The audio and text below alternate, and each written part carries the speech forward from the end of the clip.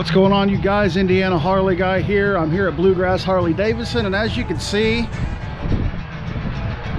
it's snowing, which sucks because today we might be taking out some of the new 24s.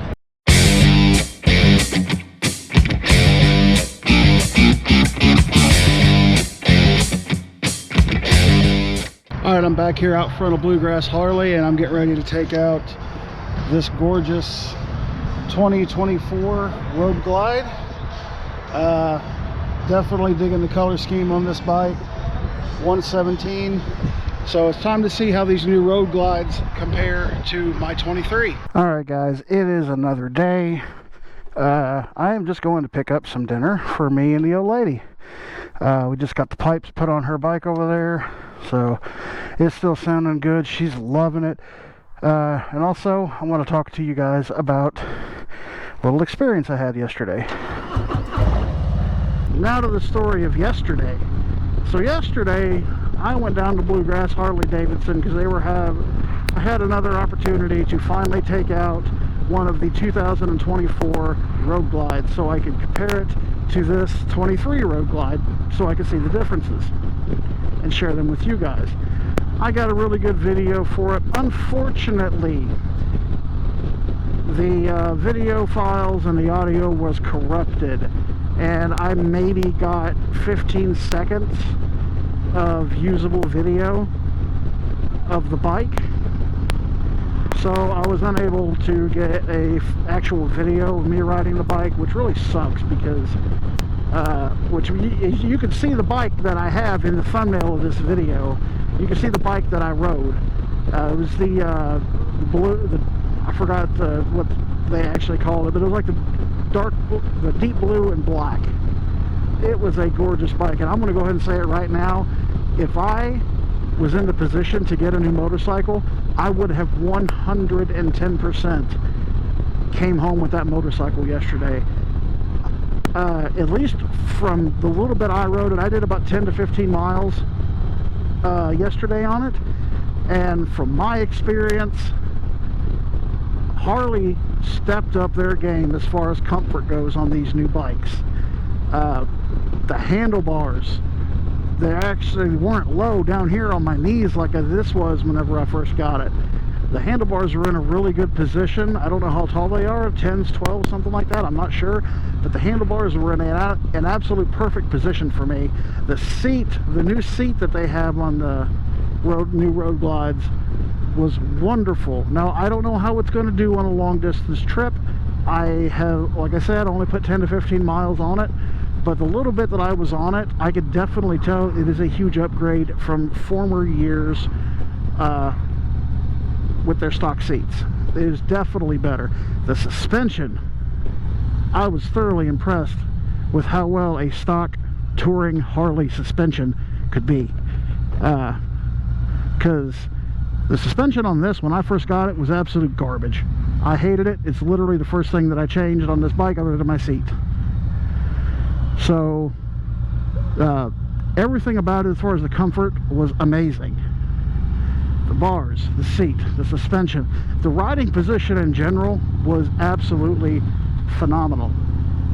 And to top it all off, they now come with the 117. You cannot get a 24 Road Glide unless you get the CVO. You cannot get one with anything other than a 117. So the 114 and the 107s, I don't know if they're still going to use them. I'm sure they are with like the soft tails and stuff like that, but at least on the touring models, no more 107s, no more 114s. It's all 117 now. And that was my first experience on a 117. And the power was definitely there. It's definitely got more hitch in its giddy up compared to the old 107 I'm on now. So there's that. And to top it all off, the fairing, the updated fairing, so much more wind protection. I was riding yesterday in about 35-degree weather with just my gloves. I had no protection on my neck, no kind of scarf or nothing like that I would normally wear on a cold day like that. I was not wearing any I was not wearing anything other than a pair of pants and heated pants, which I didn't even have connected. I just had them on, and I was comfortable riding in that 35-degree weather. Now I don't know if I'd have been comfortable bombing down the interstate at 80 miles an hour with that get up on in 35-degree weather or not, but I could definitely tell that the fairing was definitely a lot better as far as wind protection goes, and the screen was amazing. It did take me a little getting used to the controls because they're different, way different over here and over here than previous years, but overall I thoroughly enjoyed it. So, and the color of it, oh my god, that color was amazing. It looked so sexy and so beautiful. Like I said, had I would been in a position to come home with a new motorcycle, I would have came home with that motorcycle yesterday. I absolutely fell in love with it. So Harley definitely stepped up their game as far as their stock bikes go with these new bikes. One thing I want to try to do is testing out this microphone in a different position. I just got this new helmet. It's a Shoei RSFR, I believe is what it's called. I've heard they are way better as far as wind noise goes, so I figured I'd go ahead and spend the money and get one. And I have to say, so far they're not wrong. The wind noise is definitely cut down a lot with this helmet. I am liking it. It feels better on my head than my LS2. The pin lock in it that keeps the lens from fogging up is definitely way better.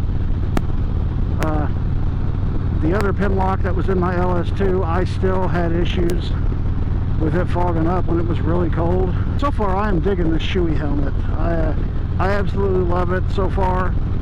I can get a better mounting angle for my camera, and all around I'm just enjoying it better than any other helmet I've had. Normally I'm a little bit of a cheapskate when it comes to stuff like that. That's why I bought the LS2, but I think I paid about $420 for this helmet, and so far I'm liking it. It's definitely way more comfortable. If you guys are in the market for a good helmet, and it is a little on the pricier side, but trust me, this is like the cheapest Shoei one of the cheaper Shoeis you can get. I paid about $420 for it. They got them way more expensive than that. They got different styles of helmets. They got off-road helmets. They have modular helmets. They have half helmets. You know, they got all kinds of things. This is just a standard full-faced helmet, and I'm liking it. Well, I don't know what we got going on up here, but it looks like we got some cops up here, so I don't know if it was a wreck or... Oh, wow. I don't know if you can see that or not, but it looks like there's a car that flew down here in this little creek.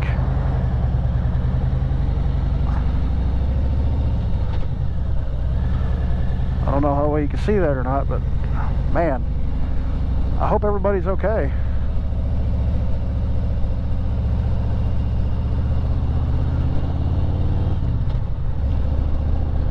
Wow. I hope whoever is involved in that is all right.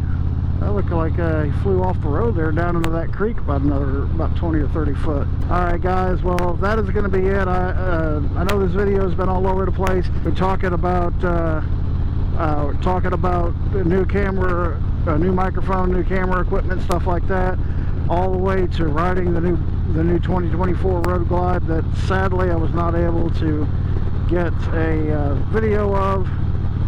And I'm not very happy about that because it was a really amazing experience. And thank you to Bluegrass Harley Davidson for allowing me to take your bike out to do a quick ride review on it. I definitely appreciate it. So if you're in the southern Indiana, northern Kentucky area, the Louisville, Kentucky area, be sure to go down to Bluegrass Harley Davidson and tell them Old Indiana Harley guy sent you. All right, well that's going to do it for this week's video. I decided not to take anything else out because it is a bit chilly. It's about 35 degrees today here in southern Indiana, or in Kentucky, I mean. But I definitely love the fact I was able to take out this Road Glide. I've been waiting for that for a while. My thoughts on the bike: bars, the seat, the suspension, definitely a huge upgrade from previous years, that is for sure. Way more comfortable of a ride than previous years in stock form. Really like the ride modes on it, especially that sport mode. It was quite wonderful. But I'm gonna go ahead and end the video there. Thanks for watching, guys. Ride safe.